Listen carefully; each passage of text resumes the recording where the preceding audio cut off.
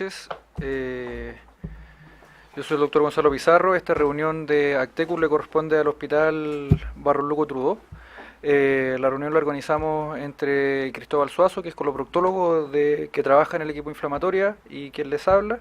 En esta reunión vamos a discutir un caso clínico médico-quirúrgico que va a estar a cargo del doctor Ruiz, que es el becado de gastroenterología del Hospital Salvador.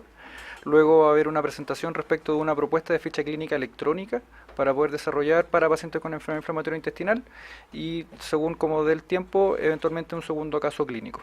¿Ya? A modo de información particular para las personas que están a través de la transmisión por streaming, pueden hacer preguntas a través de un WhatsApp. El número es el +569 91 38 85 95. De todas formas va a estar ahí en la pantalla. En este minuto le damos el paso al doctor Ruiz para el caso clínico. Muy buenas tardes. Muchas gracias por permitirme presentar este caso. En realidad es un caso bien complejo que necesitamos de su ayuda. Los objetivos que nos planteamos en esta presentación son básicamente conversar sobre la evolución que a continuación van a escuchar y el manejo que tuvimos con este paciente, qué alternativas terapéuticas nos quedan con este paciente y enfrentamiento en futuros escenarios complejos que claramente van a ocurrir.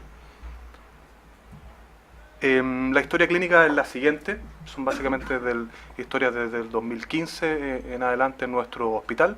Es un hombre joven de 25 años a la fecha, ariqueño, que tiene varios antecedentes en su juventud, en su infancia: dolor abdominal intermitente, constipación crónica, anemia, úlceras orales, acné catalogado como conglobata, eritema nodoso y depresión severa como último diagnóstico. Su historia clínica parte el año 2008. Él consulta por un cuadro de sepsis focoabdominal que fue secundario a un plastrón el ilion distal con múltiples adenopatías. Fue evaluado por cirugía, se realizó una hemicolectomía derecha más iliotransverso anastomosis y la biopsia de la pieza quirúrgica es compatible con una enfermedad de Crohn activa. Se maneja en una primera instancia con esteroides y 5-ASA. Por la exacerbación de su acné conglobata con piodermitis asociada se decide suspender esteroides. Ya en el año 2014, no tenemos mayores antecedentes que pasó entre el 2009 y 2013, se hospitaliza para drenaje de un absceso perianal. ¿Ya? En el estudio peridrenaje de este absceso, estudio con escáner, con colonoscopía, con biopsias, muestran una enfermedad de Crohn activa, principalmente ileitis. Ya al año siguiente, febrero del 2015, es hospitalizado por una sepsis grave, secundaria a pioderma gangrenoso, inguino escrotal y perianal. En ese momento se suspenden los esteroides y ya estaba el paciente con aciatropina, también se suspende esa terapia. Y el paciente es trasladado hacia el Hospital Salvador. El paciente ingresa en marzo del 2015 con clara desnutrición calórico-proteica severa, más o menos un IMC de 15 a 17, con 2 fístulas perianales, y se decidió como primer apronte reinicio de su aciatropina. ¿Ya? El día 22 de abril del 2015, evaluado por los cirujanos, ingresa a pabellón, que es lo que describen los cirujanos: orificios fistulosos periescrotales e inguinales y cicatrices de lesiones perianales antiguas. Se realiza biopsia compatible con fibrosis estromal moderada, una inflamación inespecífica mixta, tejido de granulación y no había tipia. En ese momento se decidió inicio de terapia biológica, adalimumab, básicamente pensando en la facilidad de administración de este medicamento en fondo en Arica, ¿ya? Y recibe 2 dosis, la primera dosis el 12 y la segunda el 27 de mayo del año 2015.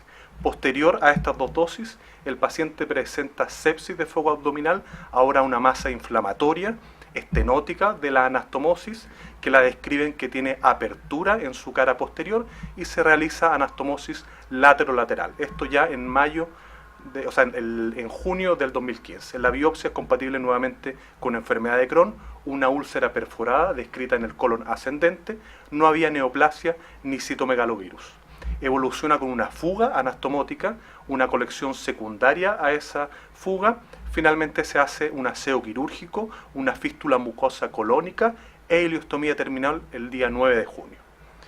En ese momento el paciente evoluciona relativamente bien, se decidió dar una tercera dosis de adalimumab el 26 de junio, nuevamente posterior a esta dosis, esto básicamente dentro de la primera semana, sepsis de foco abdominal, ahora una colección ya ubicada peri-ileostomía, que drenó espontáneamente y obviamente se realizó un aseo quirúrgico ya en julio de ese año. El escáner del control muestra que hay una colección residual, una colección medial y una colección caudal de la vesícula biliar y en la gotera parietocólica. Se decidió manejo médico de estas colecciones y algunas fueron drenadas el 2 de septiembre del 2015. El paciente evoluciona relativamente bien con antibioterapia empírica de primera a segunda línea, algunos ajustados a cultivos, y tenemos esta imagen general de control, una enteroresonancia. En octubre del 2015 muestra un compromiso inflamatorio activo del intestino delgado desde ileostomía hacia proximal más o menos 30 centímetros, con leve dilatación y rigidez. No hay signos de fístulas, con pequeñas colecciones residuales perivesicular y en la gotera parietocólica derecha, que es lo que describí anteriormente. Se decidió hacer una ventana antibiótica. El paciente estuvo 10 meses hospitalizado, su primera hospitalización recibió más de 100 días de carbapenémico, entre ellos imipenem. Se decidió hacer una mini ventana antibiótica, estuvo 2 días sin antibiótico, ¿ya? Y ya el 1 de noviembre presenta una colección ahora en la pared abdominal, comunicada a intestino delgado y ayuno, drenó espontáneamente y se hizo aseo quirúrgico. ¿Ya? El paciente no anduvo bien con esto y se decidió 2 días después hacer una laparotomía exploradora y una resección importante, ilion y colon transverso, más ileostomía terminal con fístula mucosa de colon transverso. Se reseccionan últimos 30 centímetros del ilion en bloque con los últimos 20 centímetros del colon transverso proximal. El cirujano que lo operó da información que quedan 180 centímetros de intestino delgado desde el trace. El TAC de control muestra la colección de la pared abdominal derecha en relación a fístula operada por debajo de la ileostomía. Se decidió drenaje, control con escáner el 1 de diciembre y la colección ha disminuido, ahora está laminar. Finalmente, el día 7 de diciembre se inicia otro inmunomodulador, metotrexato, a dosis de 15 miligramos semanal, con un escáner al mes siguiente, sin colecciones, y el paciente se va de alta en su primera hospitalización, 10 meses hospitalizado. Reingresa más o menos un mes después, es su segunda hospitalización. Ahora el motivo de consulta fue úlcera en cavidad oral, en región abdominal e íngano escrotal derecha. Se manejó con antibioterapia ambulatoria y no respondió. El paciente con compromiso del estado general, con fiebre, se decidió obviamente hospitalizarlo y estudiarlo. Se hizo una biopsia de esa úlcera de cavidad oral, mostraba inflamación aguda y flegmón, no había características de enfermedad inflamatoria ni citomegalovirus. Se hizo endoscopia digestiva alta, mostraba una úlcera en hipofaringe, y en esófago distal esta biopsia final muestra inflamación inespecífica sin citomegalovirus. Y el escáner de control era compatible con el del alta, no habían colecciones ni fístulas. Se manejó en globo 3 semanas con antibióticos que ustedes ven ahí, y el paciente anduvo relativamente bien en cuanto a lo séptico, pero evolucionó con vómitos, deposiciones mucosas e hipoingesta, básicamente una falla renal aguda que se catalogó como multifactorial por la clínica que tuvo, por el contraste repetido y por la antibioterapia. Hasta una CREA de 4.86, se maneja médicamente, controla las 2 semanas, egresa con CREA de 1.45. Esa es su segunda hospitalización. El paciente estuvo 2 días en su casa y presenta un cuadro abdominal agudo quirúrgico, compatible con colecistitis aguda litiásica. Esto ya el 16 de marzo. Se decide realizar colecistectomía abierta el 22 de marzo, evoluciona post esta cirugía con una colección en el lecho vesicular que se manejó médicamente y una dehiscencia de herida operatoria que fue en fondo tratada con cierre en segunda intención. ¿Ya? Cabe destacar que en la evolución, tanto clínica como laboratorio, el paciente persiste con su cronoactivo, con baja de peso importante, anémico y sus úlceras. ¿Ya? Un índice de actividad más o menos 167. ¿Ya? La biopsia ahora de estas úlceras inguinales, una úlcera crónica con hipodermitis neutrofílica. No hay hongos, no hay granulomas. El patólogo plantea dos hipótesis diagnósticas infecciosas y o pioderma gangrenoso. El paciente retoma su inmunosupresión, metrorexato 15 miligramos semanal vía oral, y el escáner de control, esta disminución del lecho vesicular ha disminuido. Tercera hospitalización. Ahora una cuarta hospitalización, ya en mayo del año pasado, el paciente se vuelve a su lugar de origen, a Arica, y consulta por una sepsis severa de foco abdominal, una colección de 38 milímetros en la pared en área de ileosteomía hacia plano intraperitoneal. Se realiza la parotomía exploradora y drenaje de esta colección y el paciente presenta ileostomía de alto débito y una fístula enterocutánea. ¿Ya? Cursa con varios episodios y recurrencias de diarrea asociada a Clostridium difficile que fueron manejadas sin mayores problemas y reinicia su tratamiento con metrorexato a dosis baja, 10 miligramos, posteriormente 15 miligramos. El escáner de control ya de septiembre del año pasado allá en Arica informa engrosamiento parietal del colon transverso, fístulas enterocutáneas en región umbilical y fosa ilíaca derecha. El paciente nuevamente se traslada al Hospital Salvador. Ingresa febril, úlceras que ya conocemos, genitales, perianal, y en relación a la fístula y ostomía, que son las abdominales, se realiza un estudio imagenológico completo, escáner y resonancia asociado a esto a una fistulografía, que es lo que muestra el escáner: asas adheridas a pared, fístula enterocutánea derecha, no hay colecciones, adenopatías ni ninguna lesión drenable. En ese momento al ingreso se suspende su metrorexato. La resonancia, una pequeña colección subcutánea hacia región glútea y solamente edema de la fístula y la ostomía, y la fistulografía es compatible con asa de intestino delgado de calibre normal, con relieve conservado, no presenta reflujo y no se contrastó colon. Evaluado, en realidad evaluado periódicamente por coloproctología, en este caso para evaluar el manejo de esta fístula. Obviamente deciden un manejo no quirúrgico, manejo médico, local y apoyo nutricional de fondo eficaz. La última resonancia de diciembre del año 2016 no presenta colecciones ni masas, un tenue engrosamiento distal en sigmoides y recto y no hay líquido intraabdominal. Se decide una cuarta dosis de adalimumab el 15 de diciembre del año pasado, evoluciona febril, parámetros inflamatorios elevados, con una queratoconjuntivitis límbica superior. Obviamente se suspende el metrorexato, escáner de control, sin colecciones ni líquido libre y cambios inflamatorios en asa. Básicamente su manifestación era compromiso del estado general, febril, parámetro inflamatorio elevado y todas estas lesiones de piel. Y el 1 en enero de este año se realiza un escáner de tórax, básicamente por estudio, no presentaba ninguna clínica cardiorrespiratoria, y se encuentra como hallazgo una trombosis pulmonar bilateral con un trombo en vena cava superior parcialmente oclusivo. ¿Ya? Es manejado en una primera instancia con heparina de bajo peso molecular, luego anticoagulación oral con un ecocardio dentro de límites normales. En febrero del presente año, nuevamente fiebre y úlceras múltiples sobreinfectadas, que es las que les cuento anteriormente. Ahora se biopsia la mejilla, ¿ya? Y muestra una dermatosis neutrofílica. Finalmente se decidió en este paciente, como último manejo farmacológico inmunosupresor, retomar los esteroides, que no se había retomado a la fecha, solamente al inicio de su cuadro del 2015. Se manejó con esteroides endovenosos, después bioral a una dosis de 30 miligramos día en dosis decreciente, ahora va con 15 a 10 miligramos días. Esto asociado a metrorexato 20 miligramos semanal, antes había sido administración bioral, actualmente subcutánea, y el 22 de marzo se decidió inicio de talidomida.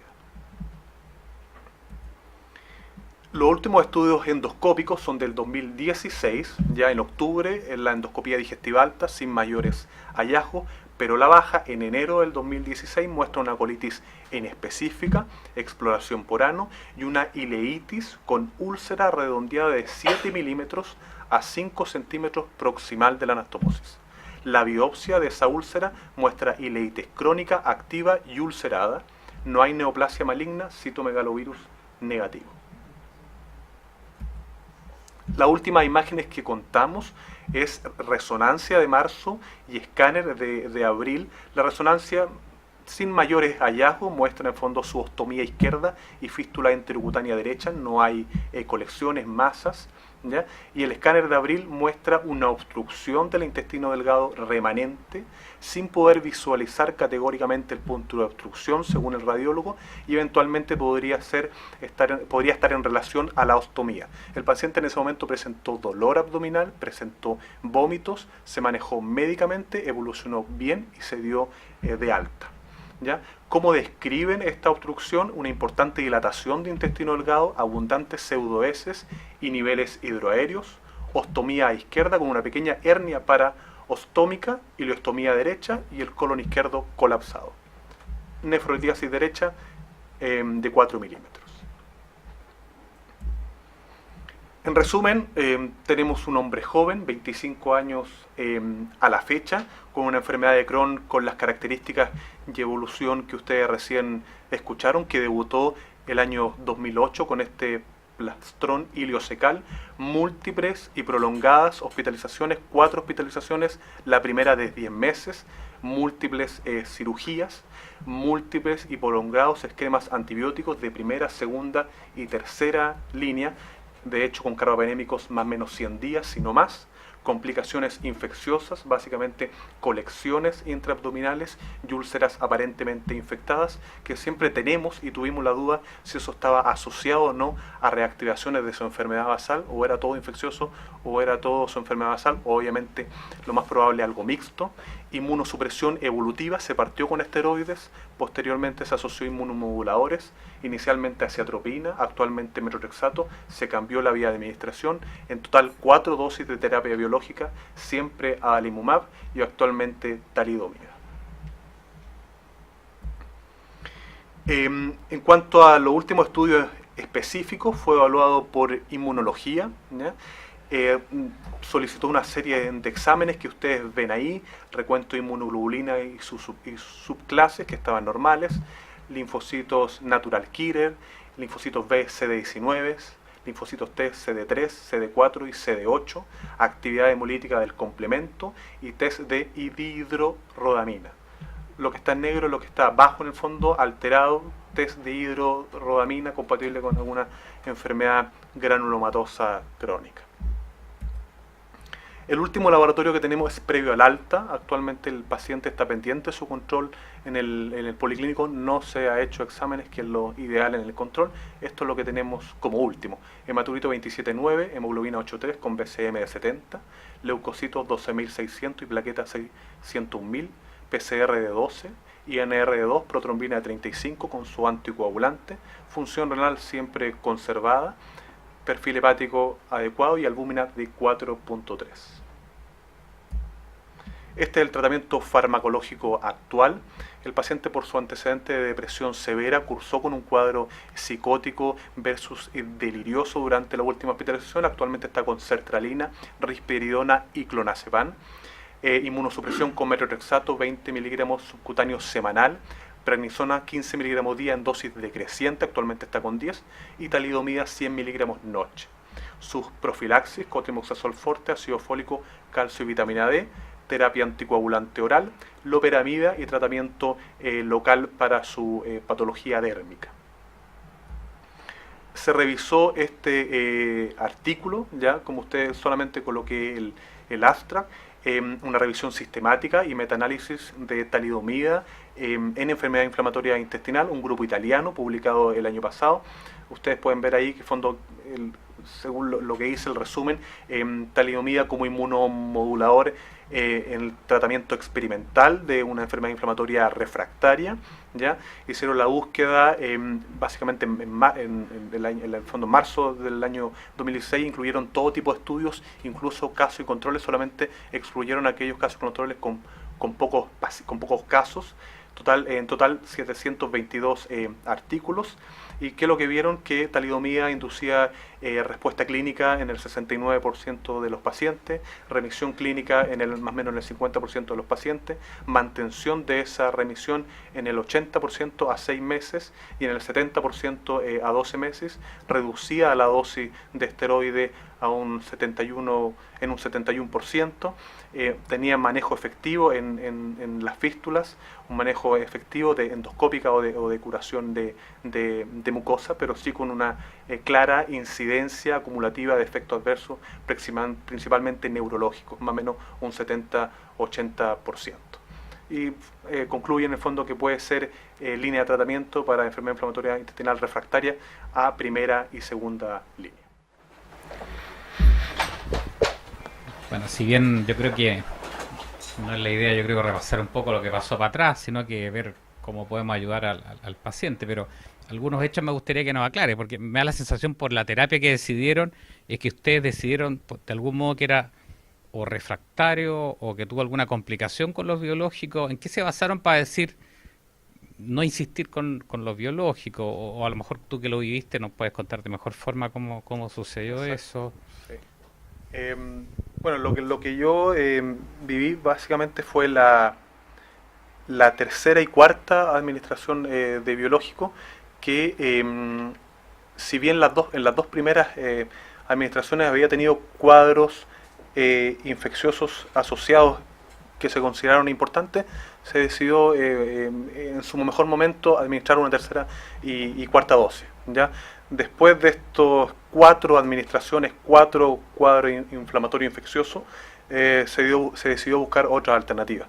Y el paciente no respondía clínicamente, y su laboratorio, con esteroides, en su momento con aciatropina y metotrexato, y entre comillas, como una medida desesperada, se decidió la talidomida. Sí, yo creo que eso hay que ponerle ojo a esa decisión, porque cuando no está resuelto el problema quirúrgico, no está todo bien drenado, vaciado, o sea, cualquier terapia va a fallar. Entonces de repente perdemos a veces una excelente arma disponible para el tratamiento si la decisión se tomó en base a lo mejor a complicaciones infecciosas que a lo mejor ya estaban en proceso en el momento de administrarlas.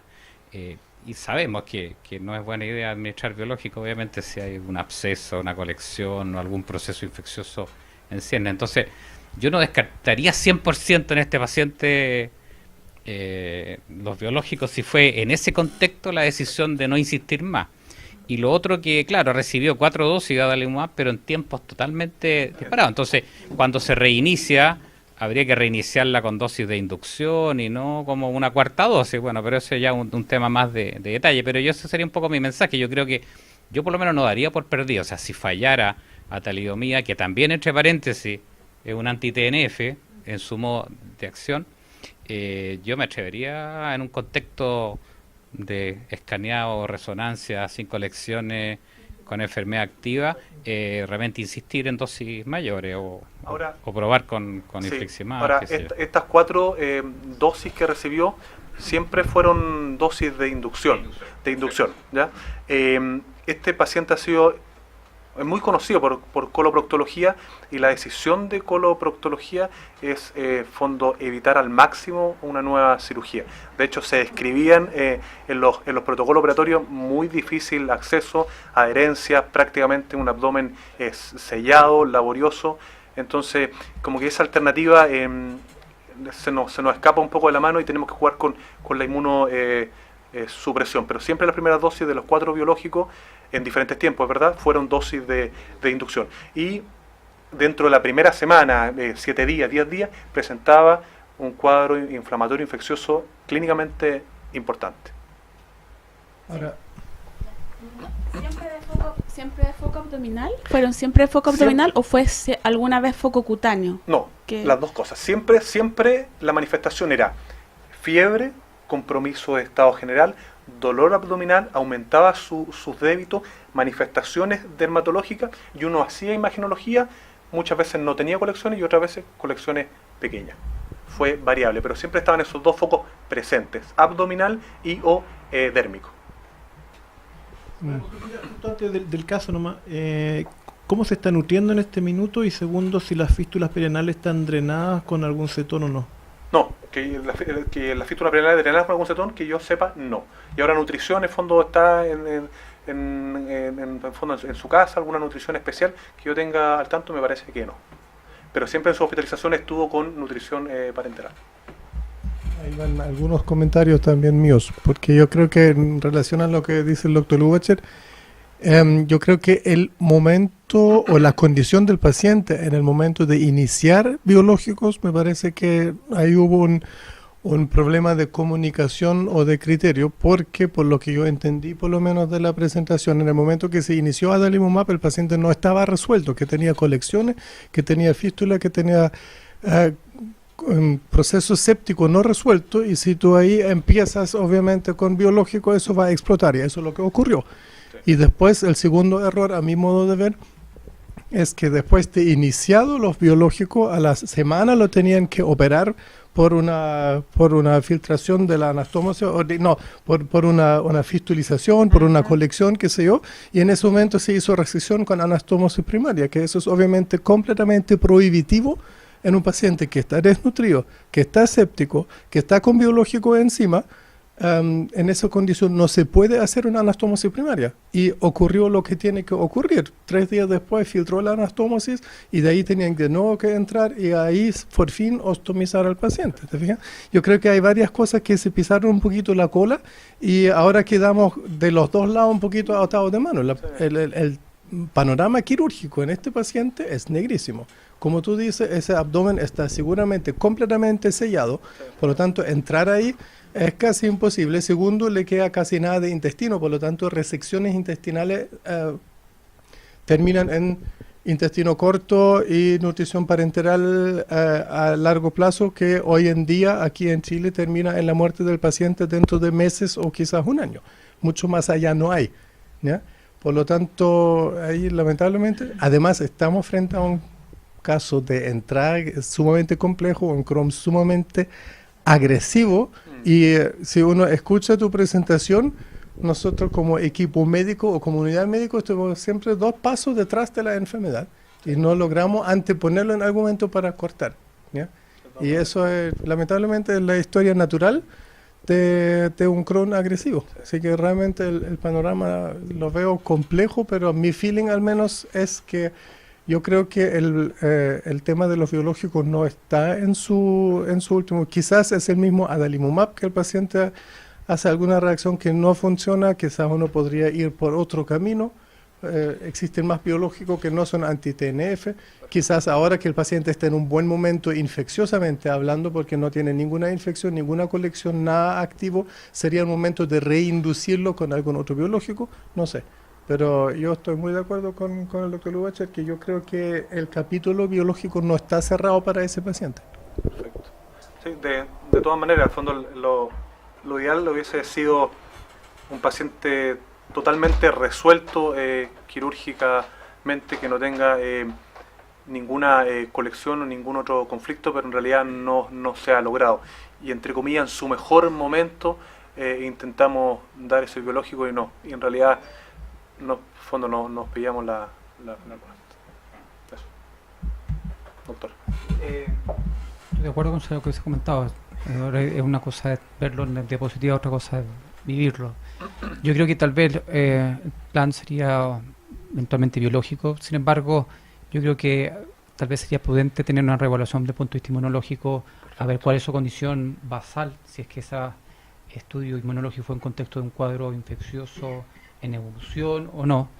Tal vez sería prudente que este paciente, yo creo que tuviese, si las condiciones lo permiten, una evaluación por la gente de la Católica, sobre todo por la experiencia que tienen ellos, es la única experiencia nacional. Sí. Y hay alguna literatura al respecto de lo que es el trasplante de células madres, es que el contexto inmunológico definitivamente da para pensar que tiene un trastorno inmunológico que sin duda cualquier uso de biológico puede aumentar el riesgo de infección, porque una posibilidad sería dejarle antiintegrina, que tiene menos riesgo de input infeccioso, no tenemos pembrolizumab, el natalizumab está en todos los bemoles que hay.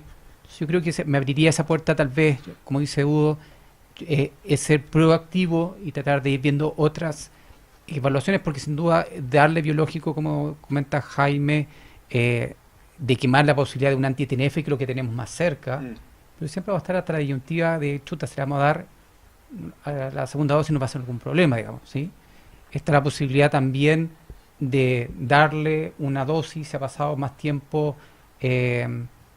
más de 6 meses con un anti-TNF tipo infliximab, está la posibilidad de medir niveles y darle una dosis y ver qué pasa con los niveles, si son adecuados o no, si hay anticuerpos, y con eso tomar una decisión si se sigue bajo esa vía o no. También es una opción. Pero estoy de acuerdo con Udo que uno tiene que esperar, actuar de manera rápida, porque este paciente no va a dar mucho tiempo para una complicación mayor que implica colecciones, tratar de drenar, etcétera. Perfecto. Muchas gracias.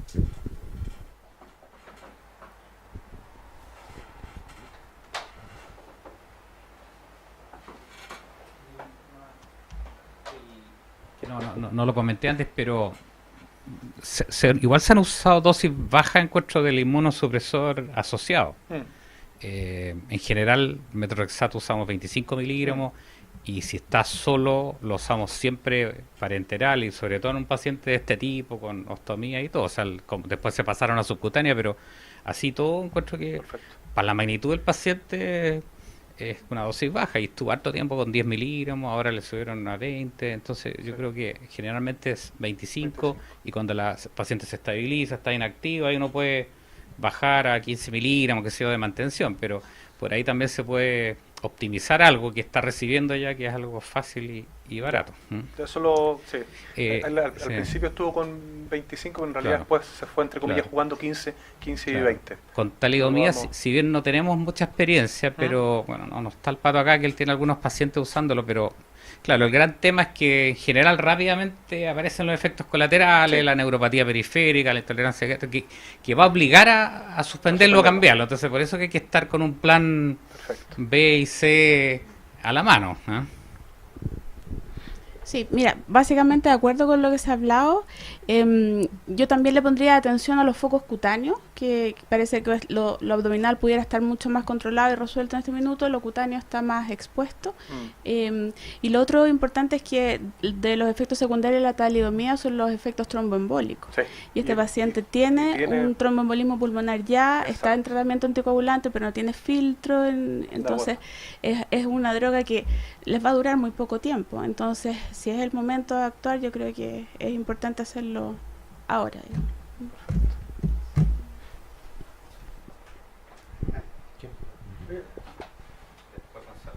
No, solo un detalle desde el punto de vista de la pelvis. Yo creo que antes de iniciar nuevamente terapia biológica sería bueno evaluar con una resonancia de pelvis para estar seguro que no tengamos ninguna colección, ningún trayecto fistuloso, porque por la historia es bastante probable que encontremos algo y evidentemente sería mejor dejarlo drenado antes de iniciar la terapia biológica.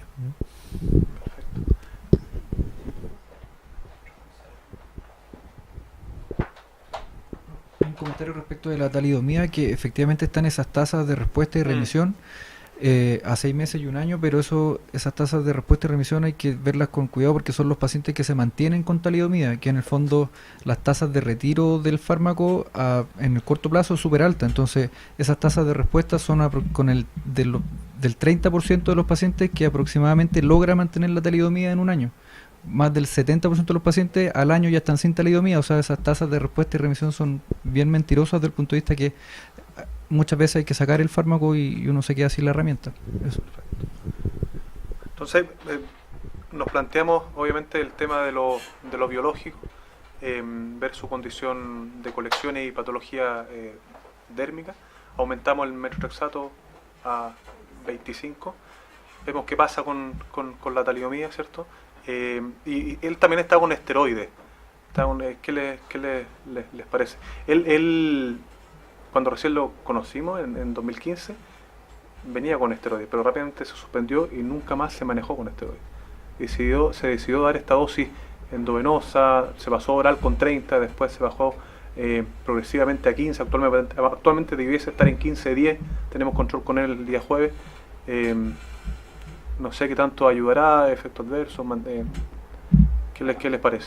Nunca nos han gustado los esteroides para mantener la remisión del paciente. Si el paciente todavía está activo y sigue con esteroides, es porque hay que escalar en la terapia e ir más allá. Si no tenemos nada con que tratarlo, claro, de repente uno se ve obligado a volver a tratarlo en dosis plena, porque lo que queremos es que el paciente esté inactivo y sin inflamación luminal.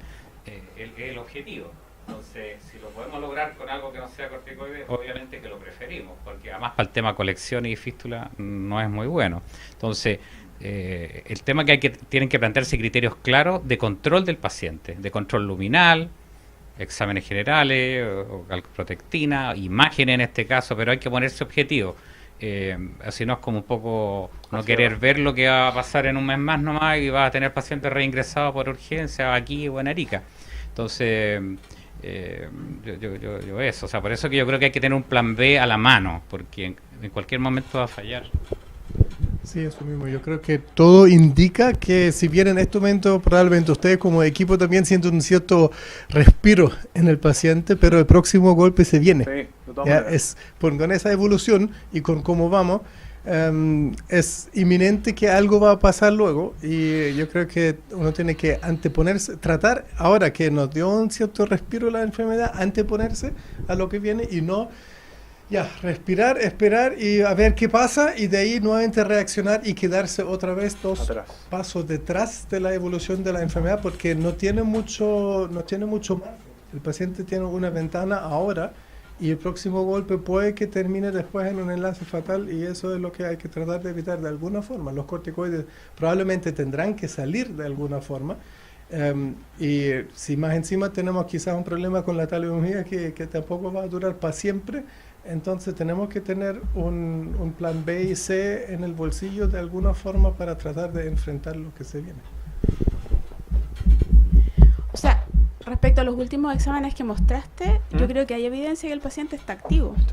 Tiene aumento de las plaquetas, tiene PCR elevada, entonces no está sintomático nomás, pero personalmente y con todos los medios en la mano en realidad, yo sería partidaria como de hacerle imágenes entero, escanearlo entero para ver si tiene o no tiene colección en este momento, y trataría de entrar en los biológicos luego y ir saliendo de los corticoides. Perfecto. Eso es lo que yo preferiría hacer.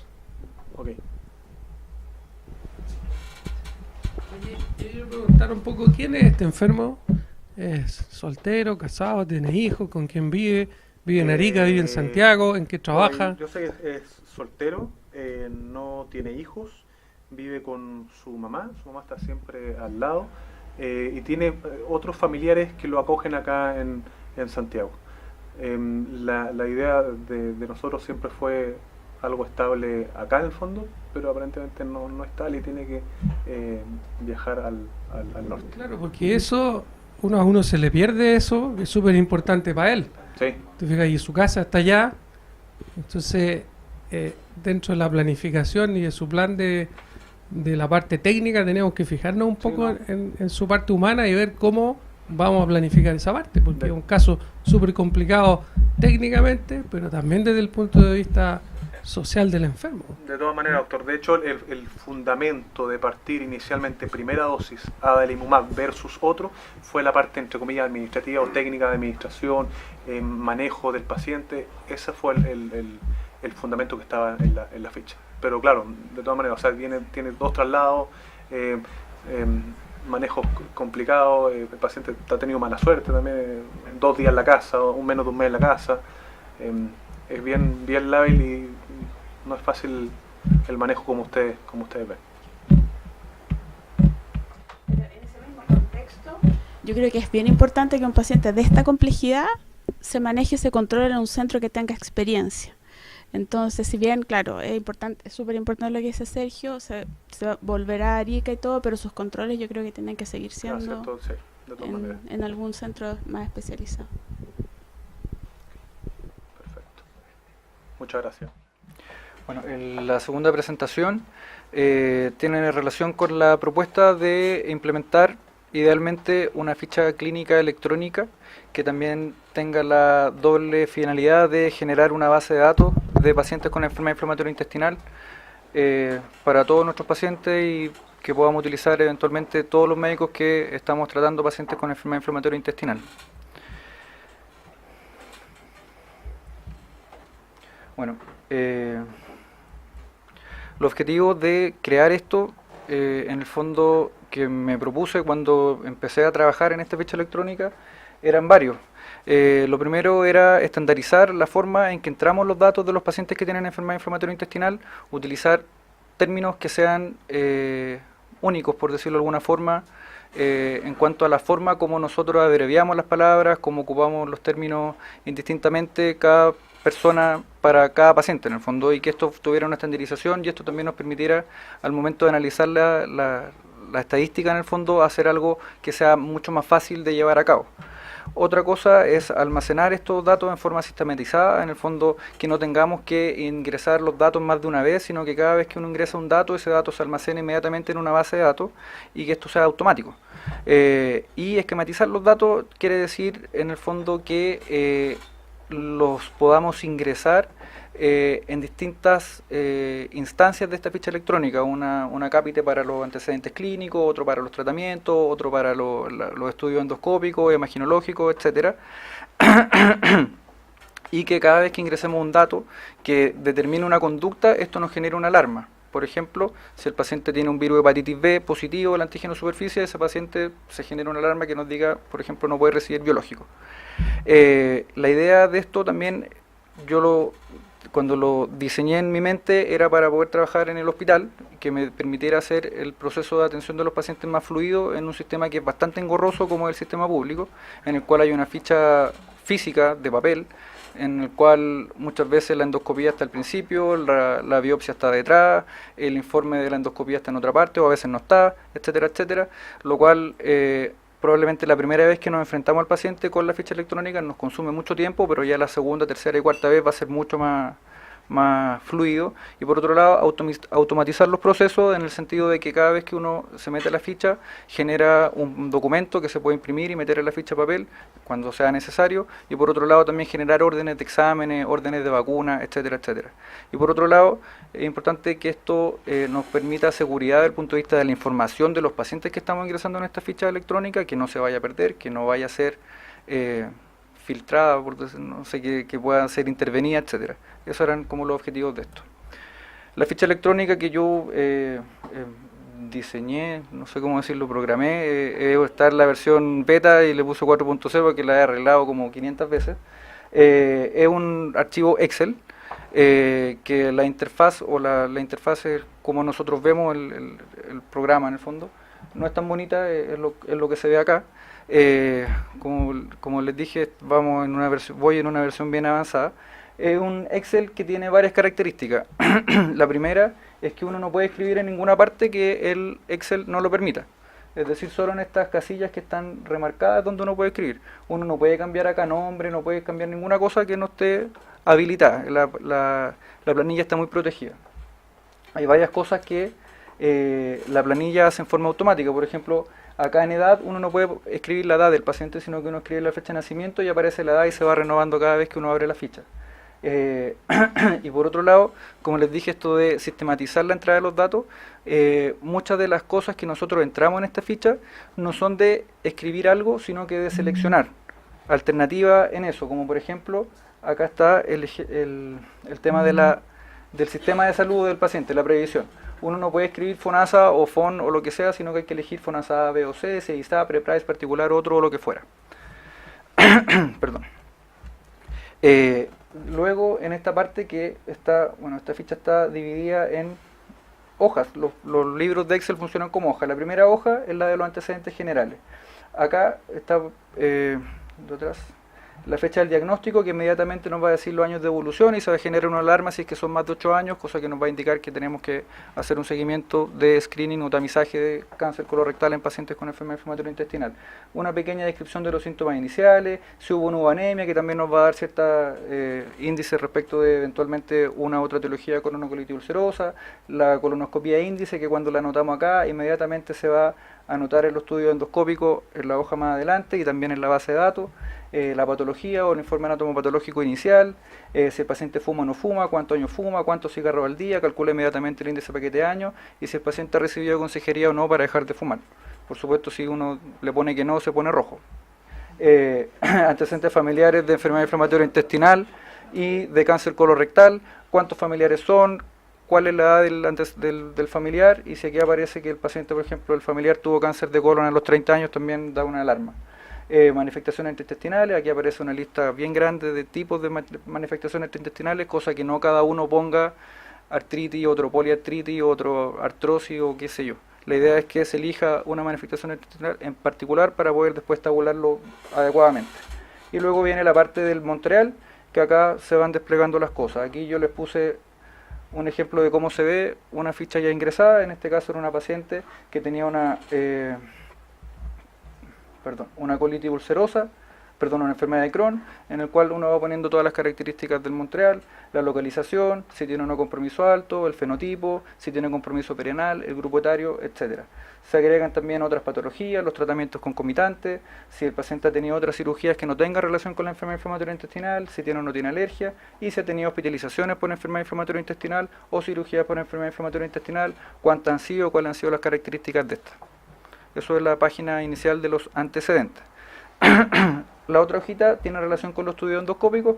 Como les comenté, la primera colonoscopía que se pone en la hoja de los antecedentes se autocopia en esta parte, no hay que hacer nada. Y la idea es ir ingresando en forma sistemática los estudios endoscópicos posteriores, eligiendo si es una colonoscopía, una ileocolonoscopía, endoscopía alta o una enteroscopía alta, anterógrada o retrógrada. Faltó aquí la cápsula que yo creo que habría que agregarla cuando los pacientes la tengan. Y todo esto son hojas como lista autollenable. La idea es poner que podamos estandarizar también, si vamos a hacer esto con unas estadísticas nacionales, los informes con los scores más utilizados en estas patologías, y si el estudio fue completo o no fue completo, si fue o no fue compatible, etcétera. Lo mismo con los estudios de imágenes, está la opción de ecotomografía, TAC, enteroTAC, resonancia, enteroresonancia, resonancia pélvico, la cápsula estaba acá, yo creo que va en las partes endoscópicas. Y aquí se ve en el fondo cuando tengamos ya un paciente que está en seguimiento, como una historia en el tiempo de cómo han sido sus estudios endoscópicos, la primera, otra el 2010, el 2011, el 2014, y es mucho más fácil poder leer esto en forma visual y sin tener que estar hojeando la ficha, ni tampoco viendo muchas páginas en una ficha electrónica digital. Luego viene la parte del tratamiento. Yo esto lo quise hacer a propósito de poner el tratamiento previo, cuando uno se enfrenta al paciente por primera vez y que efectivamente ha estado expuesto a distintos fármacos, cuáles han sido los fármacos a los cuales ha estado expuesto, luego ver cuáles han sido las dosis, esas dosis que estaba recibiendo eran adecuadas, si tenían indicación, si eran óptimas, subóptimas, en el fondo para poder hacer, en forma prospectiva una diferencia respecto de cuando el paciente ingresa a un programa de enfermedad inflamatoria intestinal propiamente tal, y cómo son los desenlaces desde el punto de vista médico con una terapia supuestamente apropiada. Si el paciente es adherente o no adherente también. Luego viene el tratamiento actual. En la primera parte va el tema de los 5-aminosalicilatos. Acá están las dosis orales, cuál es la dosis que se le indica, cuál es la dosis que el paciente toma, cuando es tópico. Acá está la opción de enema, espuma, etcétera. Luego viene la parte de los inmunomoduladores, si está consumiéndolo o no consumiéndolo. Luego viene la indicación del fármaco, la vía, y uno puede poner la fecha de inicio, que es importante para poder después determinar los criterios de inmunorefractariedad. Cuando uno pone la fecha de inicio, mi idea acá en esta viñeta es poner la fecha en que sabemos que el paciente está con una dosis adecuada, ya sea por metabolito en el caso de seropina o por peso, y la idea es que el sistema nos dice automáticamente cuántos meses lleva en tratamiento inmunomodulador efectivo. Hay otras cosas que se ven acá, como la actividad de tiopurina metiltransferasa, consideré que era importante tenerla a la vista. Esto se va a autocopiar cuando nosotros llenamos la hojita aquí en el laboratorio, y cuando nosotros ponemos la dosis que está recibiendo de acetropina, por ejemplo, nos calcula inmediatamente la dosis por kilo. Esto gracias al dato que nosotros ponemos en la visita actual, que es la parte del examen físico, uno pone el peso. Y los niveles de aceite de guanina y 6-metilmercaptopurina, si es que los tuviese, cuando lo notamos en el laboratorio, también nos van a aparecer acá a la vista, para ajustar o no ajustar. Luego viene la viñeta si ha recibido o no esteroides, qué tipo de esteroides, cuál es la vía, cuál es la dosis que está recibiendo, cuál es la dosis actual y cuántos cursos de esteroides. Y aquí puse el ejemplo, le puse 3, cuando aparece 3 se pone inmediatamente rojo, 1, 2, podría ser aceptable. ¿Y cuándo fue el último curso? Luego vienen los biológicos, está la lista de los biológicos que podemos manejar en la actualidad, no todos en Chile, pero son los que están ahí. Luego se puede poner el esquema de inducción, el esquema de mantención, y cuándo fue la última dosis, cuándo corresponde la siguiente, y los niveles que también se van a copiar de la ficha de la parte de los exámenes. Si ha tenido reacción adversa, a cuál fármaco y cuál es la reacción adversa, y por último, también con fines más bien de hacer estudios y hacer algo prospectivo, el tema de la terapia en medicina complementaria. Y están todas las alternativas que eventualmente el paciente pudiese estar recibiendo, cuáles son las dosis, cuánto tiempo, etcétera. Luego está la ficha, o sea, la parte del examen de laboratorio, aquí lo puse un poco más de lejos, más chiquitito, pero aquí está la parte del hemograma, los parámetros inflamatorios, PCR, calprotectina, albúmina, las pruebas hepáticas, los exámenes generales, y aquí algunos exámenes más específicos como vitamina D, TPMT, y aquí puse cómo se ven las alarmas. En el caso esto tiene que ver en el fondo con la serología y las inmunizaciones que el paciente debiera tener y el estudio prebiológico. Si por ejemplo el virus de hepatitis A está positivo, es decir, tuvo exposición, no hay que vacunarlo, se queda verde. Lo mismo cuando el antígeno superficie y el anticuerpo están negativo, el virus está negativo, tiene antígenos para virus varicela, no hay que vacunarlo, tampoco queda verde. Lo mismo para el, para el Epstein-Barr, y cuando el cuantiferón o el PPD está negativo, todo verde. Por otro lado, si uno le pone al revés, se genera la alarma rojo y ese paciente, por supuesto, hay que vacunarlo, hay que tomar una acción, o el paciente no va a poder recibir el biológico en este minuto porque no están las condiciones dadas. Luego viene la otra viñeta, que es la de cuidados generales, que yo creo que esto es bastante práctico y nos sirve como ayuda a memoria y nos va a permitir poder manejar mejor los pacientes, que tiene que ver con las vacunas que hay que aplicarle al paciente. Yo hice esto con la fecha de hoy día, como que si hoy día se hubiese puesto la vacuna anti-influenza, nos dice al tiro que en mayo del próximo año se tiene que poner la otra dosis y poner neumococo en 5 años más. Lo mismo va a pasar con las otras vacunas. Aquí están estas como cositas rojas que nos va a decir cuándo tiene la indicación. Por ejemplo, el virus papiloma, hombres y mujeres, mayores de 20, o sea, menores de 21 y menores de 26 años, etcétera. Lo mismo para la hepatitis, lo mismo para la varicela, etcétera. Meningococo, toxina tétanos, difteria, el Papa Nicolau, que también es bien importante, la visita al dermatólogo y la densitometría ósea en aquellos pacientes que han recibido varios cursos de corticoides.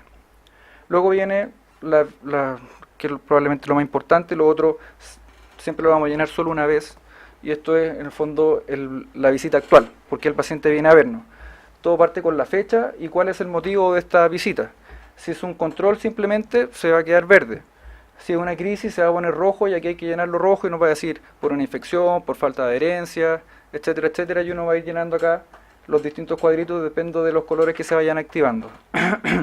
Esto de acá de sensación general, yo lo copié de la ficha que manejaban en Los Ángeles, en el CiberSaina, cuando estuve el año pasado, que esto lo hacían ellos en forma prospectiva, iban evaluando los pacientes en el tiempo y veían cómo los tratamientos iban incidiendo en su calidad de vida.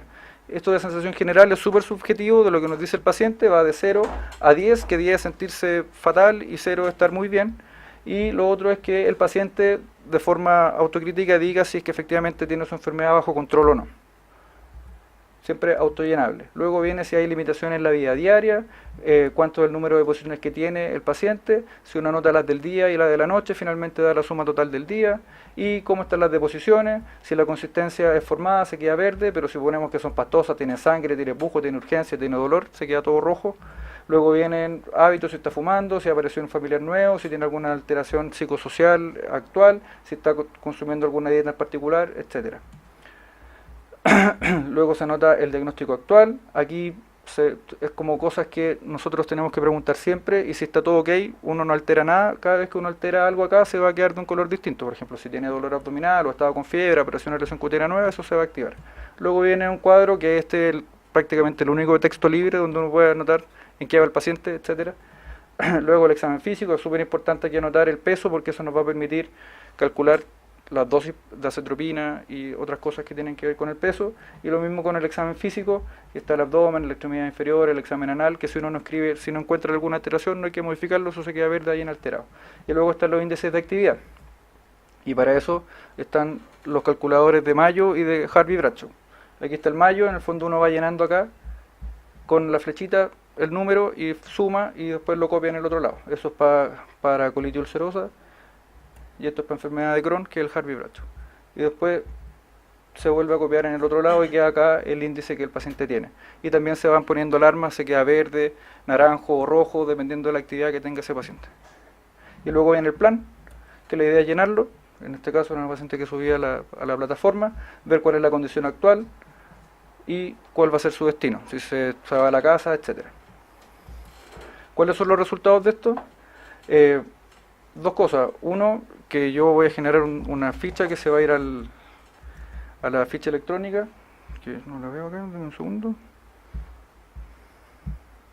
que se ve así.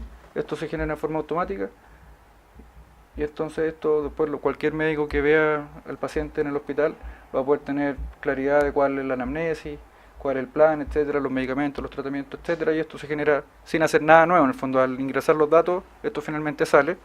Y lo otro es que se genera una base de datos, que es una base de datos que funciona, están todos los datos que nosotros ingresamos en esta ficha, están acá, anotados hacia el lado.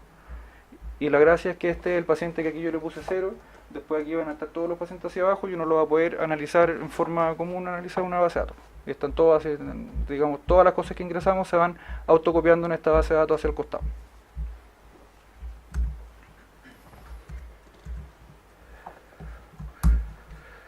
Entonces, ¿cuál es la propuesta?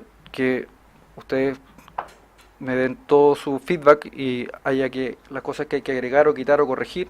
Eso va a depender de cada vez que yo he ido utilizando esta ficha, le he ido agregando y quitando cosas y va a ser súper importante eso. Y eventualmente, a partir de esto, montar un sitio web, por ejemplo, acteco.cl, que cuente con el patrocinio, que no creo que lo vamos a lograr, pero al menos con el apoyo o el permiso del Ministerio de Salud para poder tener este sitio arriba. Existe todo el tema de la ley de derechos de los pacientes, en el fondo la confidencialidad de los datos, y por otro lado que en muchas clínicas existe una ficha electrónica ya funcionando. Esto sería como algo paralelo. Lo que hago yo, donde trabajo en la Tabancura, es que de la anamnesis y los planes los copio y los pego, pero mantengo la base de datos funcionando acá, que probablemente está al margen de la ley. Lo mismo hago en el hospital. Las bases de datos del hospital y de la clínica las tengo respaldadas en una nube digital, en el fondo, que tampoco es algo probablemente tan adecuado. Por lo tanto, yo creo que es una buena instancia de proponer al Ministerio de Salud que nos permita tener esto, porque también nos va a permitir tener estadísticas, que son lo que siempre nos quejamos de que no existen. Para esto vamos a necesitar un diseñador web. El costo aproximado de esto yo creo que no es tan importante, alrededor de 2 millones de pesos. Sí, costaría montar esta página y en un lapso corto, de un mes o menos, estaría arriba. Hay que mantener el sitio, nos va a permitir tener estadísticas y tendríamos que buscar la forma de integrar esto, como les comentaba recién, con los distintos modos de ficha electrónica y con las fichas de papel para la parte pública y privada. Eso.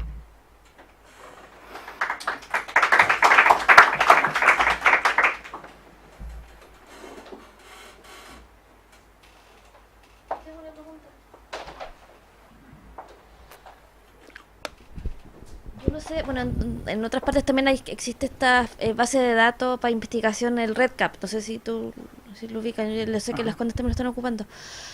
Que tú puedes exportar los datos, o sea, lo ingresas y también los puedes exportar a un Excel, FileMaker o cualquier otra cosa. No sé si esto se puede hacer al revés. Como subir esto en Excel a REDCap. Porque en el fondo es como... la misma información que como cruzar las bases de datos. Claro, porque tú lo tienes acá en un Excel y después lo guardas todo en un Excel. Así Claro, que sí, claro. lo que teníamos nosotros también, que en el fondo ahí tienes que ir para el lado. Sí, claro. Entonces ahora ocupamos esta base de datos nueva, que es un poco más fácil para cosas estadísticas, pero no sé si se puede hacer un revés de copiar eso. Sí, nosotros llevamos usando más o menos un mes el REDCap. Ya el REDCap es una base de datos electrónica que es mundial. Y esa está diseñada por la Universidad de Vanderbilt. ¿Ya? Y básicamente una base de datos que está en internet, que uno con una clave puede ingresar, están todos los datos anonimizados en el fondo. Y uno se inscribe institucionalmente, no es que uno se inscriba en REDCap, sino que es la institución la cual se inscribe en REDCap y tú ahí puedes acceder a esto. Se pueden hacer más o menos el mismo diseño. A propósito, felicitaciones por el gran trabajo y la cantidad de datos, pero uno puede eventualmente ingresar estos datos en REDCap, ¿ya? Que sería una plataforma eventualmente a explorar. Uno también en RedCap tiene la ventaja que, por ejemplo, puede hacerlo todo tabulado, con puntitos, con estas que se despliegan, etcétera. Uno puede también hacer ecuaciones para que se reste la edad con respecto a los años, la fecha. Puede hacer que ciertos, por ejemplo, cuando uno coloca enfermedad de Crohn, se desplieguen las cosas que tienen que ver con enfermedad de Crohn y no se desplieguen lo que tiene que ver con colitis ulcerosa. Entonces, una base de datos que es bastante buena, uno accede fácilmente a través de internet y tiene el respaldo, tiene que tener el respaldo institucional, ¿ya? Entonces, no, es gratis.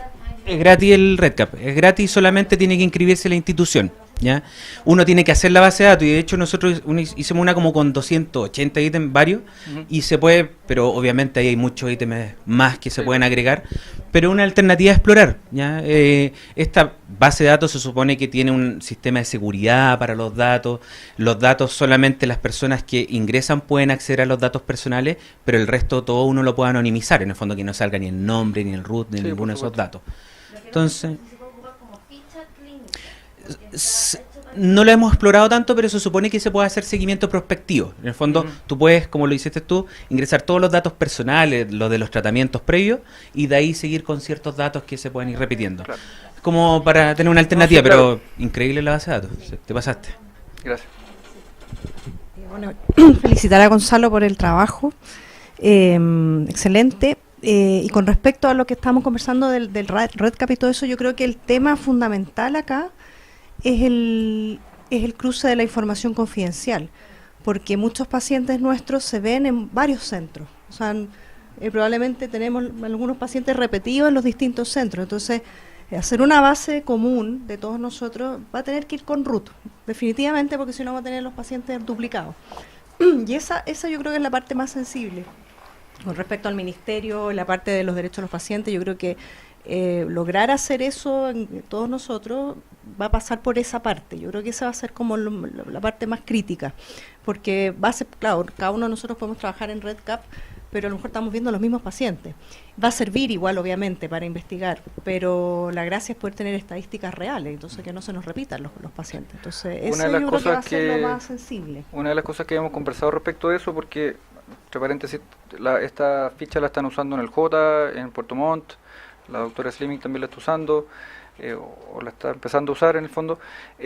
Lo que conversábamos con estas personas que están ya trabajando en ella es generar eventualmente un código similar al que tienen los pacientes cuando se toman un VIH, que no sé, son las 3 iniciales del nombre, la fecha de nacimiento y los últimos 3 dígitos del root, y así evitaríamos duplicar los pacientes, si es que efectivamente pudiésemos trabajar todo en este sistema.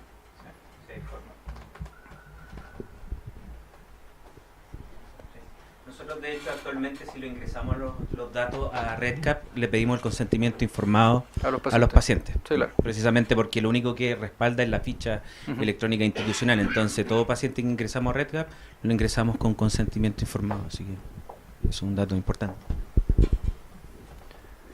Eso, yo no sé cuál es a la instancia que eventualmente debemos recurrir, si que, bueno, si que primero si que hay acuerdo de querer implementar un sistema similar. Yo no, o sea, esta cuestión yo la hice inicialmente para poder facilitarme la vida a mí en el hospital, sabiendo la carga que se me venía, y una vez que la empecé a comentar, me fueron pidiendo compartirla y la empecé a compartir, y la gente que la ha usado en general recibió como una retroalimentación súper buena. Entonces, si efectivamente hay una noción general de que esto puede funcionar, no sé cómo tenemos que escalar esto. Afortunadamente, no sé, tenemos contacto con la gente del Ministerio y de FONASA en las reuniones de Ricarte Soto. ¿Cómo dirigir esto a través de la sociedad? No lo sé.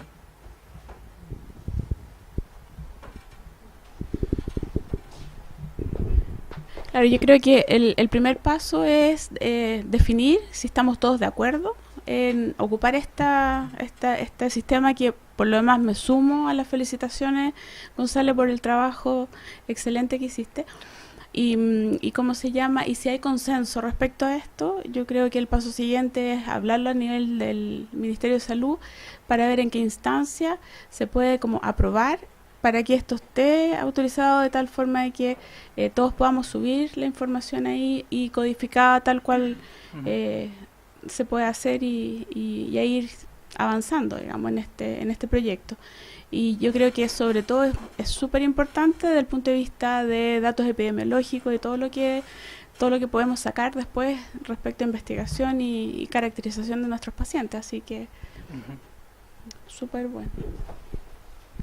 Sí, yo creo que eso es como el primer paso a tener un registro nacional de algo, que siempre cuando vamos al ministerio y uno dice que no hay, entonces dicen que no hay recursos, que no hay tiempo, que nadie que lo puede hacer. Uno tiene que tratar de vendérselo. Mira, nosotros hicimos toda la pega, solamente necesitamos que lo autoricen y que se oficialice, y de ahí tienen gratis toda la pega que sobre todo Gonzalo ha hecho de subir un tema, así que es enorme el trabajo, ¿ya? En el fondo yo creo que debiera ser, ojalá posible que lo compren, porque, bueno, sabemos por experiencia que en general el ministerio que haga algo por sí mismo nunca funciona, pero si se lo presentan en bandejas de plata, quizás logramos que le pongan el ticket mientras sea resguardado la anonimidad de los pacientes, que no hay ninguna posibilidad de deducir de esa base de datos a quién está detrás de eso, porque eso sería contra la ley. Perdón, ¿en qué sistema en el fondo estaría esta base de datos? ¿Estarían, no sé, en Google Drive o Dropbox? O sea, yo estoy usando Dropbox, pero en el fondo lo que yo sé hacer esta cosa con el Excel, pero tampoco no soy un usuario tan avanzado.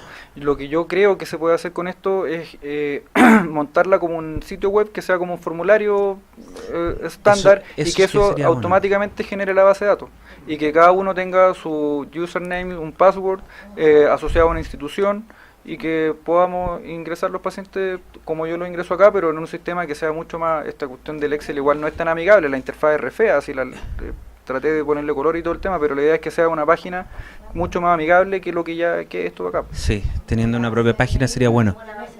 Exacto. Además podríamos por lo menos registrar el sitio Acteco, me parece razonable. Hay más platitas de Acteco para eso, antes que los rusos nos a lo mejor va a quedar guardado ahí un montón de tiempo, pero parece razonable mirando a futuro. A lo mejor mañana he pasado una locura, pero podría ser. Puede ser, se la podemos comprar más caro, pero. Sí. Bueno, ahora dejo presentando el caso, que es de nuestro centro, al doctor Cristóbal Suazo, que él es coloproctólogo. Hola, buenas, soy Cristóbal Suazo, soy coloproctólogo del Hospital Barros Luco. Perdón el atraso, estaba operando. Bueno, esto es un caso clínico.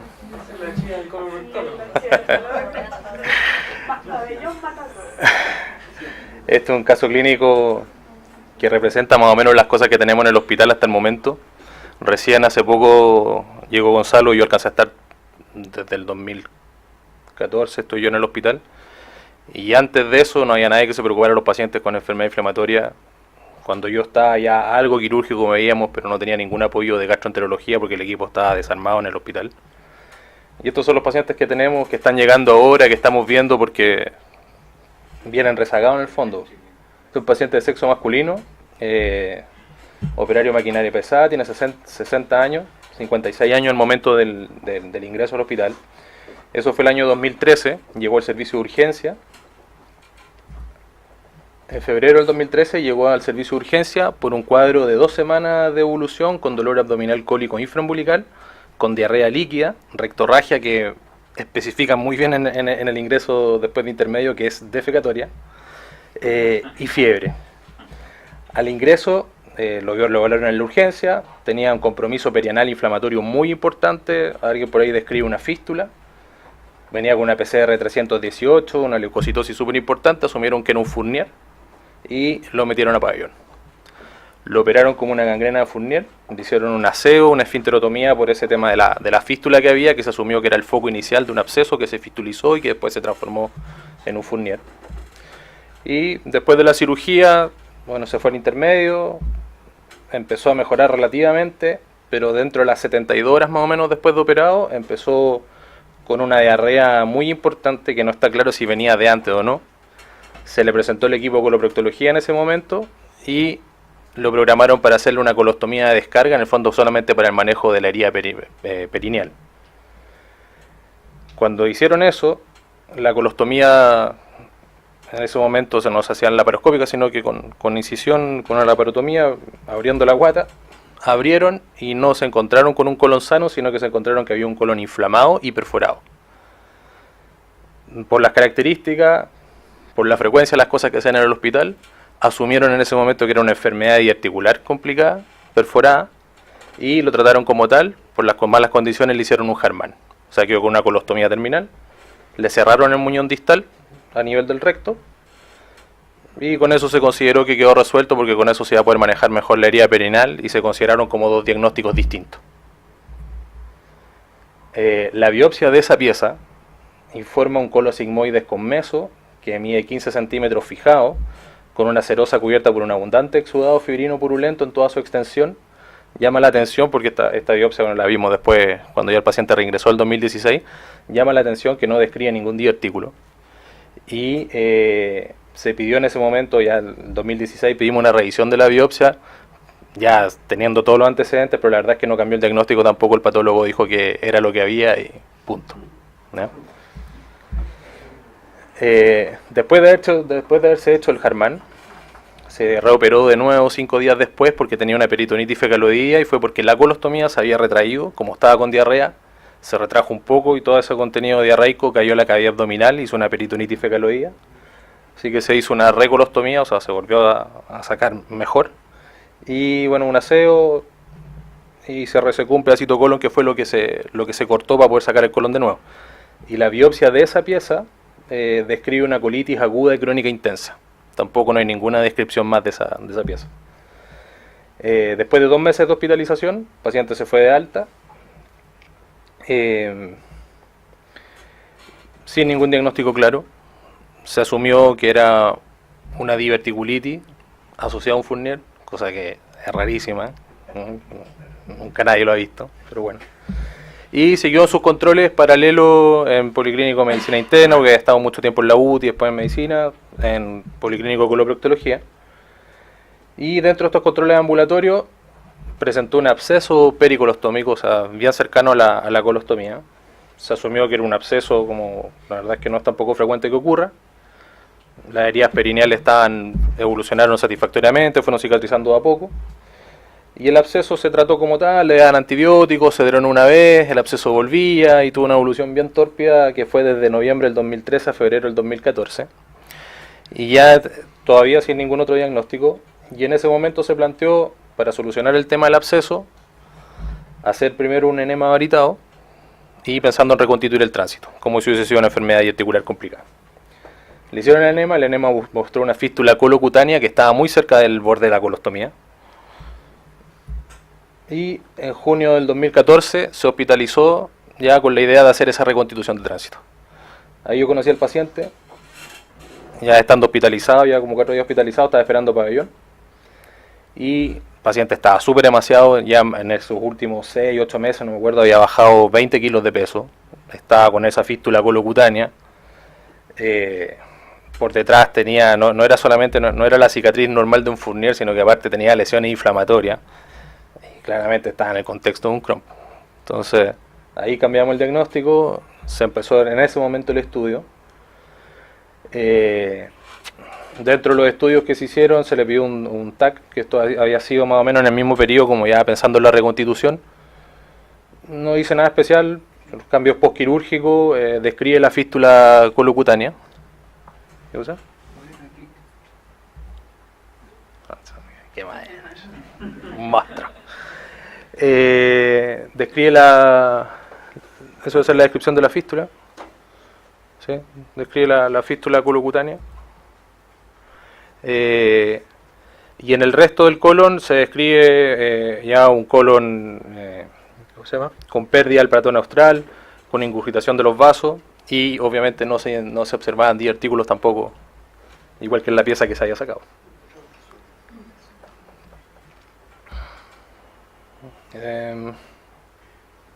Bueno, y ahí ya se sospecha que puede estar esto fue ya cuando ya teníamos la sospecha clínica, se estaba sospechando el Crohn.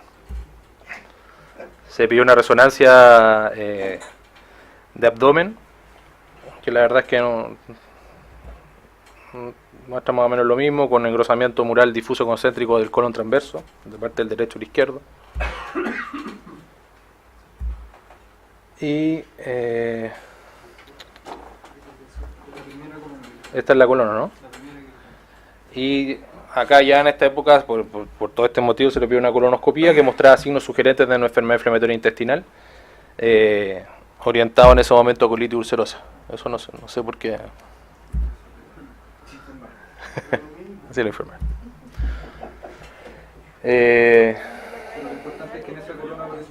Sí. Esta es la biopsia de la colonoscopía, con una mucosa de intestino grueso con arquitectura distorsionada, con polimorfonucleares y con granulomas. La del hilo en estado normal y la biopsia compatible con Crohn. Bueno, eso fue el año 2014. Obviamente en ese momento no se reconstituyó el paciente. Aparte de eso también le pedimos una resonancia pelvis, que no está acá, bueno, está en el informe en la ficha, que fue para descartar también que no tuviera alguna colección, algo activo a nivel pélvico, pero salió normal. En el año 2015 el paciente ya estaba con su fístula pericolostómica, que siempre estuvo activa, sintomática, a veces tenía abscesos, se drenaba solo, lo mantuvimos a veces con antibióticos un mes, fue una evolución bien tórpida. Se reingresó varias veces por lo mismo. En ese momento llegó Felipe Donoso al hospital, entonces lo tomó, lo empezó recién a ver, se empezó a estudiar. Y así estuvimos casi todo el año 2015. Entonces ya en junio del 2015, cuando llegaron al CEDIT Felipe primero y después Gonzalo, se empezó a ajustar tratamiento con acetropina, azulfidine, que ya venía de antes, que lo había dejado alguien más. Los antibióticos que iban y venían por largos periodos, y se hicieron todos los estudios serológicos. Así el año 2016, en marzo, ya, cuando lo volví a controlar en el policlínico, ya no era solamente la fístula pericolostómica, sino que ahora tenía una fístula, la fístula pericolostómica, que eso no había cambiado nada, y tenía otra fístula que estaba en fosa ilíaca izquierda, como bien pegada abajo a la espina ilíaca. El deterioro, la calidad de vida, pésimo, estaba en mucho peores condiciones.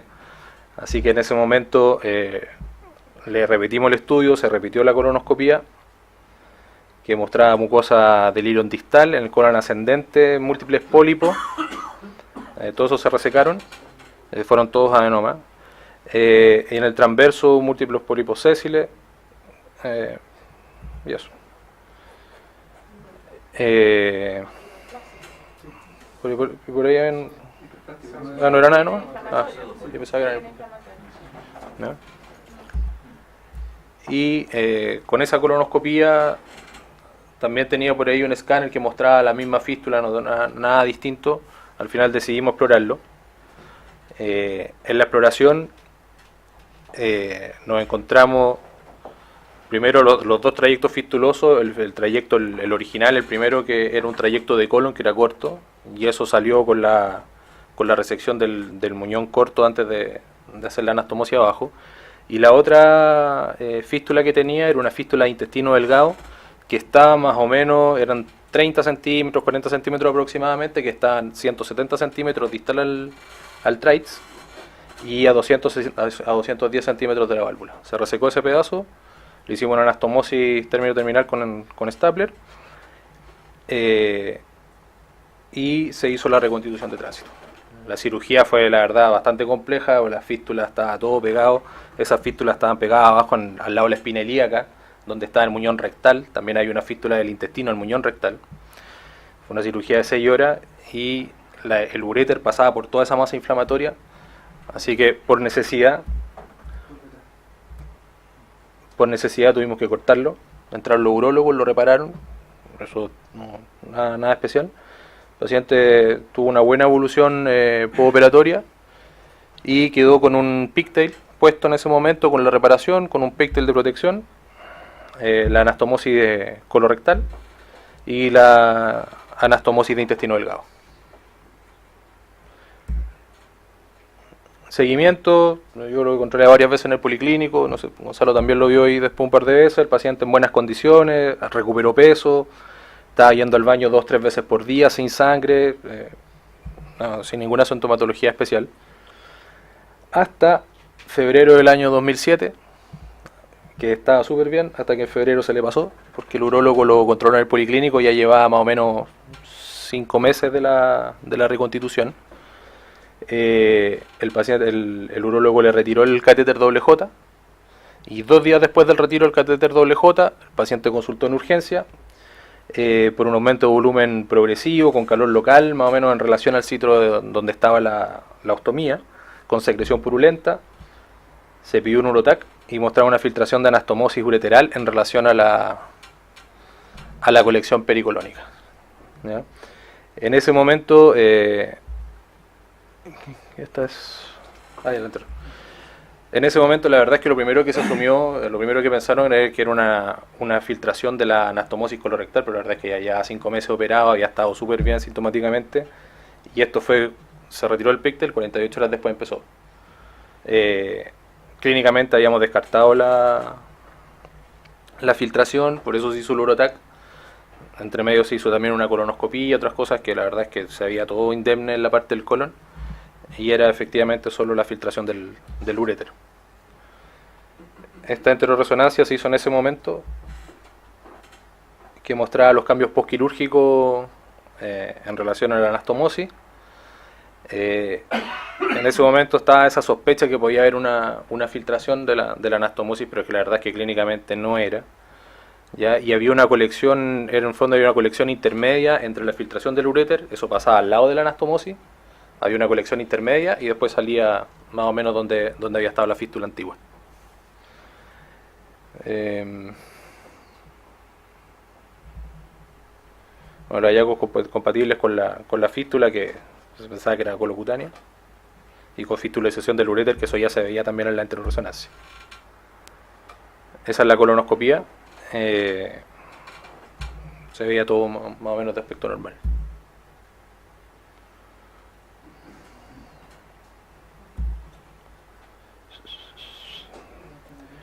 Entonces, después de la colon, el resto del colon, había unos, ¿cómo se llama?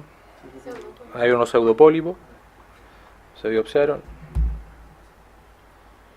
Y en el recto, en visión directa, la mucosa estaba normal, y no le hicieron retroflexión sabiamente porque por ahí estaba la anastomosis. Entonces tenía una alteración leve del patrón vascular, con alteración de la morfología de los pliegues y las austras, con la presencia de los puentes mucosos en el colon transverso y ascendente, los pseudopólipos que estaban en el colon descendente, los pólipos que se resecaron con pinza y se tomaron biopsias escalonadas. Finalmente la parte de colon se descartó, los urólogos tomaron al paciente, se hospitalizó en urología. Hay otro cuento, otro tema. Los urólogos por su cuenta lo vieron al paciente, viendo todas las cirugías que tenía, las comorbilidades, le plantearon que la mejor alternativa era hacer una nefrectomía izquierda, que el paciente obviamente estuvo de acuerdo porque le dijeron que con eso se le iba a quitar todo, no iba a tener fístula y a andar todo perfecto.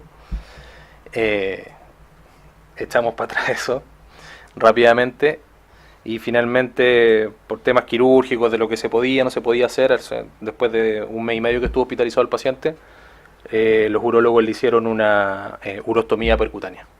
Entonces eso implica ligar el uréter de salida al riñón, y quedó con una urostomía que está comunicado el riñón hacia afuera a través de un tubo. El riñón está bien, está funcionando, tiene buenas creas, buenos controles, pero no pudimos hacer lo que en algún momento tuvimos la intención de poder recanular eso, hacer algo más quirúrgico, pero por un tema de hospital y también de riesgo el paciente, al final los urólogos se fueron por ese lado. Por lo menos le evitamos la nefrectomía. Ahora actualmente en Mayo, control ambulatorio está en buenas condiciones. Uno tiene la urostomía funcional con mínima secreción donde tuvo la fístula, pero eso consideramos que es residual, y con parámetros inflamatorios bajos y leucocitosis y con una buena albúmina. La pregunta es, ¿qué hacemos? De nosotros, yo conocí al paciente ahora a principios de este año cuando me sumé al hospital. Cuando fue tomado por gastroenterología, él empezó a usar acetropina en dosis adecuadas por peso, no por metabolito, desde aproximadamente el mes de mayo del 2015. O sea, está con dosis adecuada de acetropina, está con 150 miligramos, que es casi 2.6 miligramos por kilo, desde ya más de un año, o casi un año. Cuando el paciente se hospitalizó ahora en el verano, tenía como una colección, en el fondo, una vez que se sacó el pictel, hizo como una colección de orina y eso fistulizó por donde había una cicatriz previamente, donde había estado la colostomía anterior.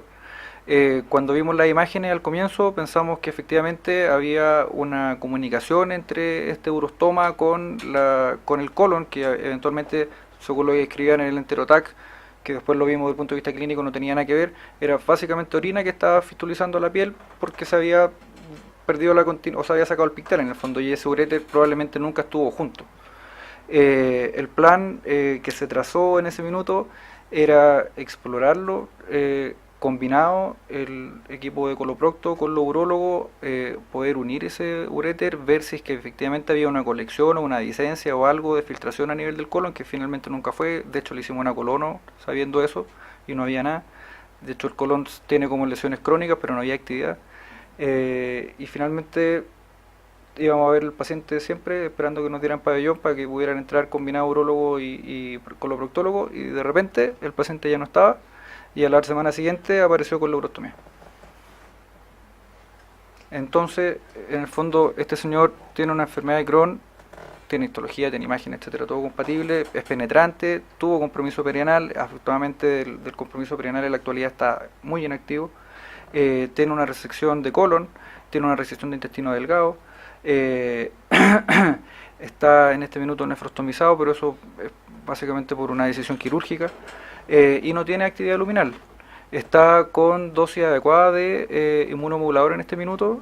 Cuando el paciente se conoció en mayo, se planteó en el fondo la utilización de biológicos por ser un Crohn con actividad perianal, por tener además un compromiso penetrante, cosa que no se pudo en ese momento. Cuando yo todavía no llegaba, ni siquiera existía Ricarte Soto, pero en la actualidad planteamos este caso por varias cosas, un poco para mostrarles la impotencia que sentimos al tratar de manejar estos pacientes en el sistema público, y por otro lado de que ha perdido tantas oportunidades o ventanas terapéuticas, se han hecho muchas cosas que probablemente lo hubiésemos hecho de manera distinta quizás, pero en la actualidad, ¿qué opciones terapéuticas le ven en el fondo? Nosotros tenemos cierta idea, tenemos un plan trazado, pero queríamos compartirlo con ustedes para que nos pudieran comentar.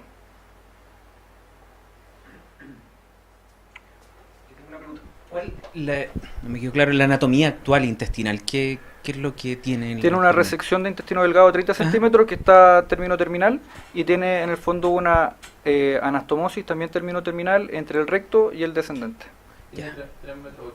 Ya, pero tiene tránsito en el fondo. Sí, tránsito, ya. Y él no está con diarrea, no está con sangre, no tiene síntomas bajos, está en el fondo 2-3 deposiciones al día. Ya, perfecto. ¿Y la colonoscopia está inactivo y tiene alguna imagen de intestino delgado, una enteroclisis por resonancia? Algo? Esa que se hizo ahora en la cirugía, y el intestino delgado se veía totalmente bien. Normal. Ya. Sí.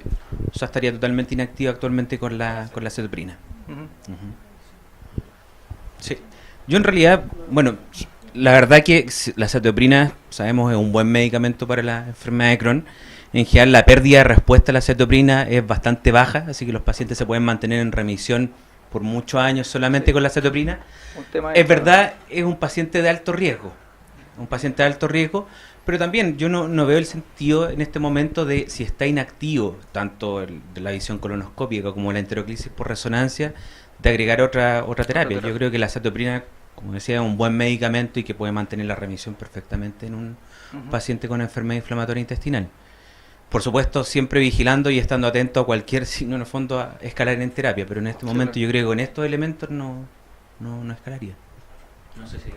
Pregunta, en esa última colono también se tomaron biopsia y no hay actividad inflamatoria. Los pólipos son pólipos inflamatorios y en el fondo las mucosas, las biopsias escalonadas no tienen. ¿Tienen opción de calprotectina en el hospital? No. No, y el paciente... Porque en el fondo el tema es un poquito... Claro, en este momento estamos bien, pero la pregunta es ¿hasta cuándo? ¿Ya? azatioprina, paciente de 60 años, está como, pero estando bien, como que no dan muchas ganas de cambiarle algo, arriesgando que se reactive. Por otro lado, yo creo que, como dice Cristian, hay que estar muy encima, y la pregunta es cómo vigilarlo. Si no tenemos calprotectina, en el fondo tendrías que, no sé, hacerle exámenes generales y hacerle una colono al año o algo así, como para ver. No sé, es como un poquito difícil el tema. No sé. Es bien complicado, o sea, opciones de calprotectina no tenemos, por eso yo fui tan insistente en la última reunión de Rigarte Soto en la posibilidad de codificar este examen e implementarlo en el hospital. Están las condiciones, tienen los equipos, en el fondo solamente falta comprar el kit y montar la técnica, pero no tenemos disponibilidad. Este paciente lleva más de un año sin trabajar, él era operario de maquinaria pesada, o sea, opciones de reintegrarse a su trabajo ninguna. Los ingresos que recibe son de parte de su esposa, que tiene también un trabajo que los ingresos son mínimos, alcanza en el fondo para comer y eso. Él para llegar al hospital muchas veces se va caminando, no, o sea, no, opciones de que él se pueda controlar calprotectina afuera.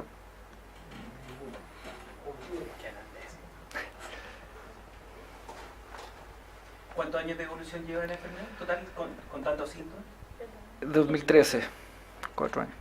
No, estaba pensando en el fondo si Sí. llevara una evolución más larga, probablemente este paciente, por la extensión de la enfermedad, igual requeriría algún tipo de vigilancia. Sí, claro. En ese caso se podría hacer con colonoscopía si es que no está disponible la calprotectina, pero no es el O sea, caso. igual nosotros en el hospital al menos podemos, o sea, tenemos la opción de hacer resonancia y con enteroresonancia en el fondo y nos informan eso bien y podemos discutir con el radiólogo. En ese sentido tenemos esa opción que es un gran alivio en el fondo.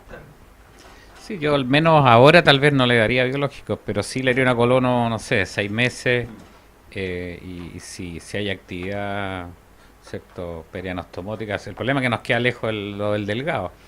Ahora, viendo la cuestión de lejos, lo del delgado, puede haber tenido, habrá sido Crohn primario o puede haber tenido, tú decías que estaba bastante pegado a la masa ahí, claro.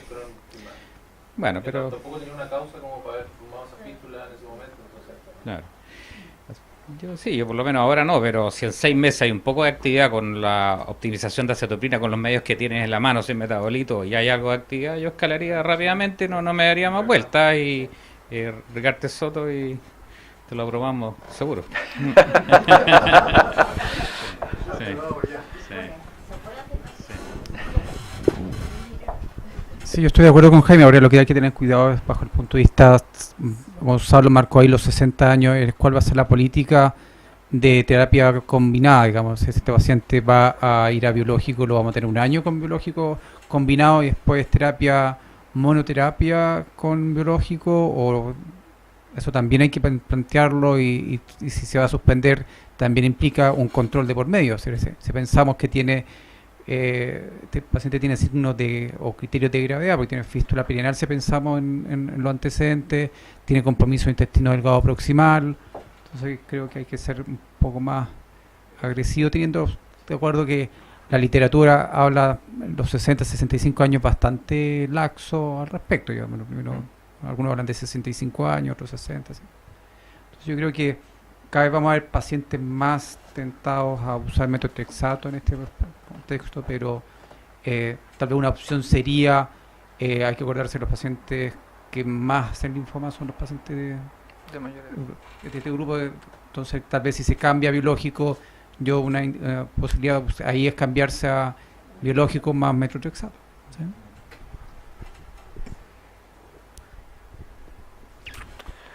Oye, y lo otro preocupante es la situación del riñón. Tiene una nefrectomía ahí. Pero eso no tiene vuelta atrás. No, eso no tiene ni una solución. Ese va a ser un foco infeccioso ahí latente para cualquier terapia que tú le pongas. Pues. Eso sí que el reimplante lateral se planteó, lo discutimos, pero los urólogos no querían, hubo uno que, pero la verdad es que no se atrevieron, uno, por las adherencias, dos, porque la lesión estaba más o menos en el tercio, o o sea, era entrando la pelvis, no era tan distal. ¿Ya? Y bueno, se planteó el reimplante. En un momento le quisieron hacer un implante ureteral, que ahí sí que yo no los dejé, por el riesgo de perder el otro uréter.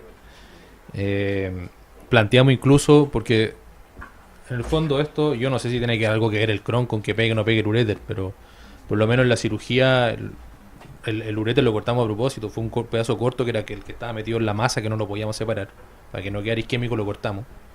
Y llamé al urólogo precisamente por el tipo de paciente. Y la verdad es que la reparación fue sin ningún problema, laxo, bien irrigado. Y ese uréter nunca pegó, porque después sacaron el pigtail y filtró el tiro. Entonces una de las ideas fue meter el pigtail de nuevo, tratar de canularlo, por eso era la idea entrar por la guata, tratar de canularlo desde la vejiga, desde el riñón. Y al final eso fue lo que nunca logramos, pero la verdad es que igual hablándolo seriamente con el urólogo, la probabilidad de éxito de eso igual era baja, porque cuando si estaban cortados se retraen, se estenosan los dos cabos. Pero al final optaron por lo más fácil, que quizás también uno dice, no, le hicieron eso, no nos avisaron, pero también el riesgo de entrar a esa guata era que podíamos hacer alguna lesión intestinal, el paciente podría quedar con alguna fístula. O sea, igual no era un riesgo menor, considerando que desde el año 2013 hasta ahora, entre los tratamientos antibióticos, los exámenes, que a veces el paciente está hospitalizado 3 semanas para hacerse una resonancia, yo creo que este paciente fácil ha estado hospitalizado 7 meses. Entonces también dentro de todo eso...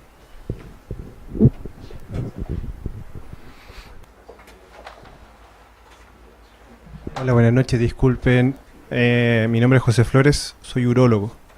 Y por eso veo este caso y creo que, a ver, yo creo un poco, no siendo abogado del diablo, pero la técnica quirúrgica para reimplantar ese uréter es bastante difícil. Raro que después de 5 meses haya filtrado el retiro de pigtail, lo más probable es haber un fenómeno inflamatorio. La nefrostomía es una opción, pero hay una opción que es un uréter artificial, que se conecta el riñón directamente con la vejiga a través de forma subcutánea. El grupo del JJ Aguirre, donde yo participo, tiene una casuística, tiene una experiencia, a lo mejor podrían consultar. Hay algunos pacientes del sistema público que lo han hecho en el Hospital San José, que han sido financiados, han comprado ese uréter artificial y se ha instalado. Hay urólogos con experiencia acá en Chile del JJ Aguirre que te pueden ayudar como una opción para sacar ese foco infeccioso. Muchas gracias.